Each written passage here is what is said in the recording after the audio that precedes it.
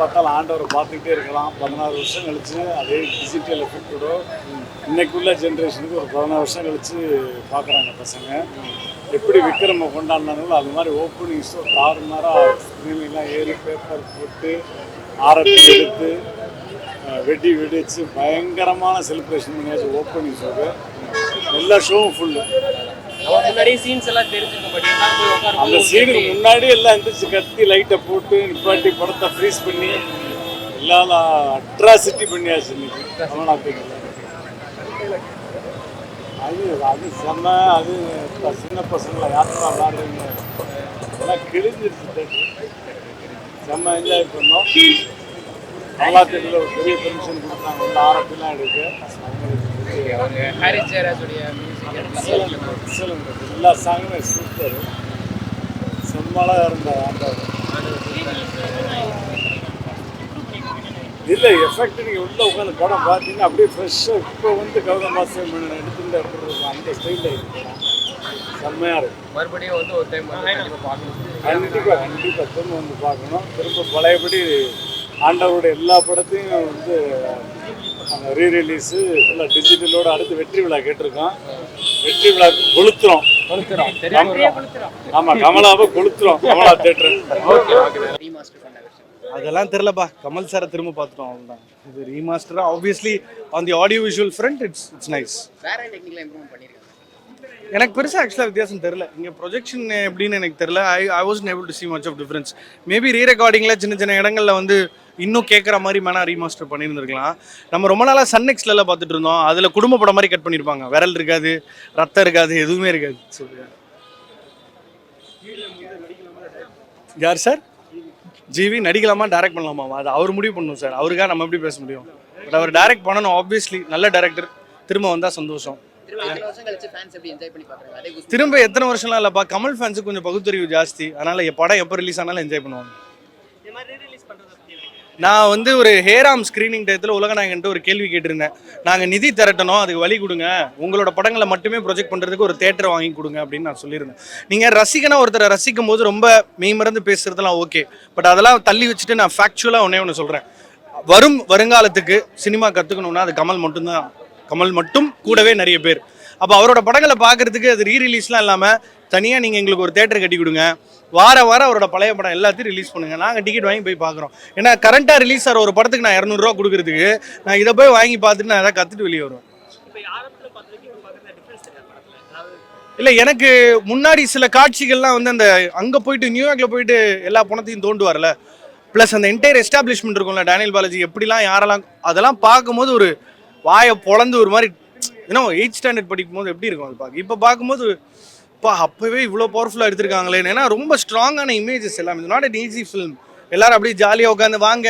நம்ம எல்லாருமே அப்படி தானே நினச்சிட்டு இருக்கோம். சினிமான என்டர்டெயின்மெண்ட், ஜாலியாக உள்ளே போயிட்டு கொண்டாடிட்டு கோயிலும் தேட்டரும் ஒன்றுன்னு நான் நம்புகிறேன். அதனால் இந்த மாதிரி கதைகள் இன்னும் நிறைய பேருக்கு நிறைய விஷயத்தை புரிய வைக்கும். வேட்டையாட விளையாட்டு ரீரிலீஸ் ஆயிருக்கு. இங்கே கமலா தேட்டருக்கு வந்தோம். ரீரிலீஸ்னாலே பெருசாக என்ன இருக்கும், இருக்கிறது தானே பார்க்க போகிறோம், அதில் என்ன ஒரு பெரிய ஃபீல் இருக்குதுன்னு சொல்லிட்டு நினைப்போம். அப்படிலாம் கிடையாது. கமல் சாரோட படம்னாலே ஃபஸ்ட் டைம் பார்க்கும்போது எப்படி இருந்ததோ 1000 தடவை பார்த்தாலும் அதே ஃபீல் தான் திருப்பி கொடுப்பார். ஏன்னா அவரோட ஆக்டிங்கோட சின்ன சின்ன நுணுக்கங்கள்லாம் அப்போ தான் தெரியுது. நம்ம சின்ன வயசில் நோட் பண்ணாத விஷயங்கள்லாம் இப்போ தான் நோட் பண்ணோம். அவ்வளோ ப்ரில்லியண்ட்டாக பண்ணியிருக்காரு. சத்தியமாக ஒரு மாதிரி நிறைய இடத்துல கூஸ் பம்ஸ் ஆச்சு. கமல் சார் ஒன்று, ஹாரி ஜெயராஜ் சார்னு ஒரு பக்கம் பாட்டுலாம் ஒன்று கேட்கும் போது வெறி ஆகுது. எல்லாமே வந்து பார்த்தீங்கன்னா மட்டும் தான் உங்களுக்கு தெரியும். எவ்வளோ வாட்டி நீங்கள் மற்றவங்க பேசுறதை கேட்டாலாம் தெரியாது. தேட்டருக்கு வந்து இதை தயவு செஞ்சு எக்ஸ்பீரியன்ஸ் பண்ணுங்கள். நல்லாயிருக்கும். கண்டிப்பாக வந்து பாருங்கள் ஃபேமிலியாக. செம்மையாக இருந்துச்சு. ஃபர்ஸ்ட் டைம் பார்த்த மாதிரி ரொம்ப என்ஜாய் பண்ணி பார்த்தேன். அல்ட்டியாக இருந்துச்சு. எல்லாமே செம்மையாக இருந்துச்சு. ரொம்ப என்ஜாய் பண்ணோம். தேட்டர் பயங்கரமாக இருந்துச்சு. எல்லாருமே நல்லா என்ஜாய் பண்ணி பார்த்தோம். புது படம் போல் இருக்குது. அன்னைக்கு பார்த்த படத்தை மாதிரியே இன்றைக்கும் இருக்குது. சூப்பராக இருக்குது. ரீமேக்கு எல்லாமே இல்லை, ரீமேக் இல்லை, அதாவது நவீனமாக பண்ணியிருக்கிறாங்கல்ல. இப்போ பார்க்குற மாதிரி இருக்குது படம். இப்போ உள்ள டிஜிட்டல், அதாவது எப்படி எஃபெக்ட் இருக்குதோ அந்த அளவுக்கு இருக்குது. கமல் சூப்பரு. எல்லாமே பாட்டுலேருந்து எல்லாமே இப்போவும் ரசிக்கிறதுக்கு. ஃபைட்டுண்ணா கமல்னாலே டிஃப்ரெண்ட்டு தானே. அந்த டிஃப்ரெண்ட்டு இப்போவும் அப்படியே இருக்குது. இந்த லுக்கு வேறு யாரும் கொடுக்க முடியாது. அவர் ஒருத்தர் தான் கொடுக்க முடியும். இவ்வளோ வருஷம் கழிச்சு பார்க்கும்போது ரீரிலீஸ் பண்ண மாதிரியே தெரியல. புதுசாக அந்த படம் மாரி தான் இருக்குது. எல்லாமே அப்படியே ஃப்ரெஷ்ஷாக தானே அந்த எவ்வளோ ஹீரோக்கு எவ்வளோ ஸ்பேஸ் தந்தாங்களோ அதே ஸ்பேஸ் வில்லனுக்கு தந்துருந்தாங்க. இந்தமாரி இந்த படம் ரிசப்ஷன் நல்லா வந்துச்சுன்னா ஏற்கனவே ரிலீஸ் ஆன படமும் நல்லா வரும்னு திருப்பி ரிலீஸ் பண்ண சான்ஸ் இருக்கு. ஹாரிஸ் அதெல்லாம் கமலுக்கு அடுத்து ஹாரிஸ் தான் படம் ஃபுல்லாக he carried the whole movie. Kamal, Harris, TVM, Daniel Balaji இது 4 பேர் இல்லைனா படமே இல்லை. ஸோ கண்டிப்பாக மாஸ்டர் பீஸ் தான் உள்ள அந்த செலிப்ரேஷன் பார்க்கறதுக்கு எத்தனை வாட்டி ஒரு 200 வாட்டி பார்த்துருப்போம். இன்னைக்கு வந்து பார்த்தோம் அதே செலிப்ரேஷன், மொத்த தேட்டரும் கத்தி விசில் அடிச்சு இன்ட்ரோலாம் தொண்டை போச்சு. Life time experience. இது வந்து ஒரு ஃபேன் பாய் சம்பவம் இல்லையா, அதனால எப்பவுமே மாஸ் தான் இந்த படம்.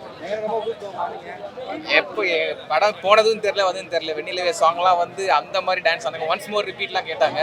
ஒரு செம்ம செலிப்ரேஷன் இருந்துச்சு. ஹாரிஸ் ஜெயராஜ்லாம் என்ன பிஜிஎம் ஒரு ரீவிசிட் பண்ண மாதிரி இருந்துச்சு. ரொம்ப சந்தோஷமா இருந்துச்சு. ரொம்ப நாள் கழிச்சு மனசு நிறைஞ்சு விக்ரம்லாம் ஒரு 100 மடங்கு பார்த்தா எப்படி இருக்கும் அந்த மாதிரி இருந்துச்சு. அது எப்படி இருக்காரு கமல் அதில். இதனுடைய தயாரிப்பாளராக எனக்கு இது சந்தோஷமான தருணம். சந்தோஷமான தருணம்னு சம்பாதிக்கிறான்னு நினைக்காதீங்க, சம்பாத்தியெல்லாம் பின்னால் வரும். இப்போதைக்கு மனதுக்கு மகிழ்ச்சியாக இருக்குது. இப்போ படத்தை வந்து போட்டாங்க ஃபர்ஸ்ட் ஷோ, பாட்டு ஆரம்பித்த உடனே விசில் அடித்து எல்லோரும் கைதட்டி டான்ஸ் ஆடுறது பார்க்குறதுக்கு எனக்கு வந்து எமோஷன் ஆகி எமோஷன் அழியலை, நான் எமோஷன் கண்ணில் தண்ணி. ஸோ ஒரு சந்தோஷமான தருணம் இது. இவ்வளோ பெரிய வெற்றியை வந்து கமல் சாரும் இல்லை கௌதமோ யாருமே எதிர்பார்த்துருக்க மாட்டாங்க. நான் உடனே ஹாரிஸ் ஃபோன் பண்ணேன், பாட்டு ஓடிட்டு இருக்கு பாருங்க, ஹாரிஸ் கத்துறாங்கன்னு. ஒரு மீடியா அனுப்புங்க சார், நான் மலேசியாவில் இருக்கேன். ஸோ அதனால் எல்லோரும் சந்தோஷப்படுவாங்க. கேமராமேன் ரவிவரும் வந்திருந்தார், வந்துட்டு தான் போனார். ஹாரிஸ் வந்து மலேசியாவில் இருக்க நாளைக்கு வரேன் இருக்காரு. கௌதம் கூப்பிட்டா சாயந்தரம் வரேன் இருக்காரு.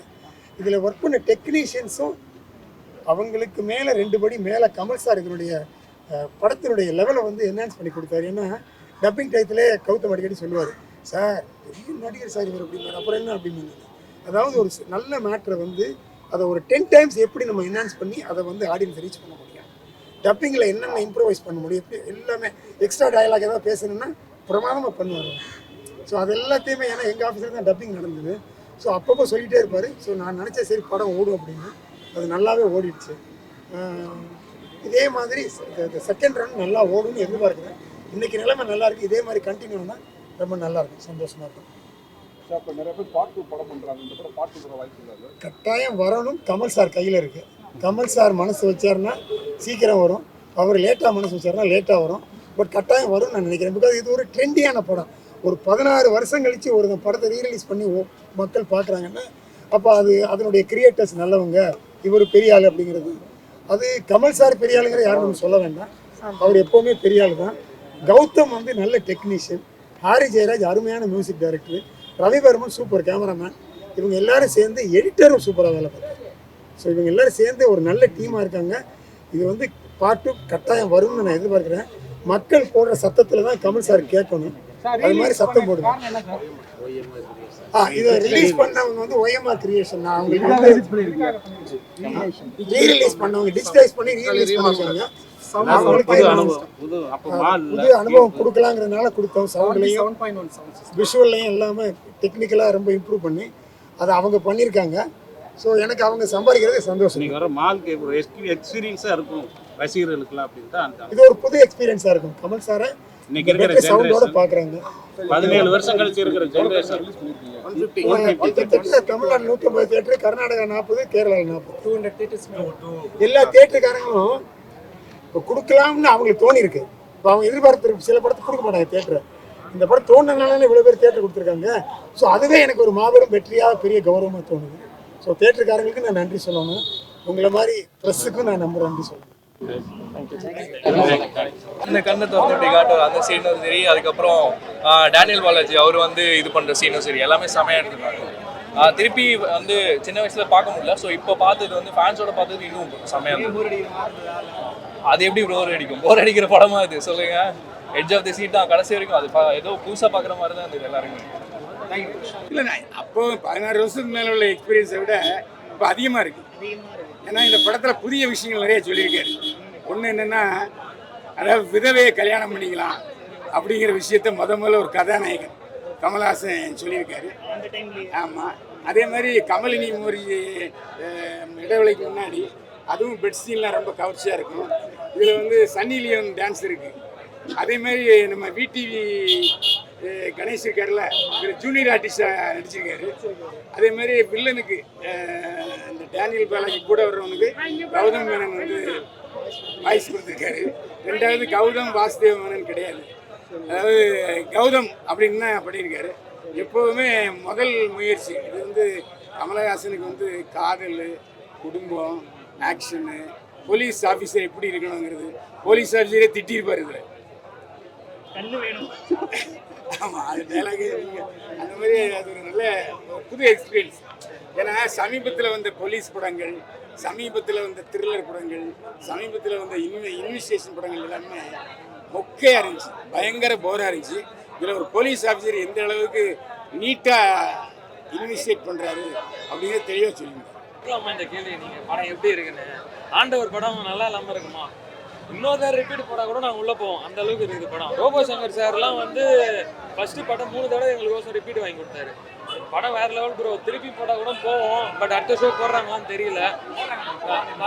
நல்ல ட்ரீட் எங்களுக்கு. ரொம்ப நாள் கழிச்சு ஒரு ஆண்டரோட தரிசனம் எங்களுக்கு கிடச்சிருக்கு. திருப்பி நெக்ஸ்ட் ஷோ உள்ளே தான் போகிறேன், கவலைப்பட.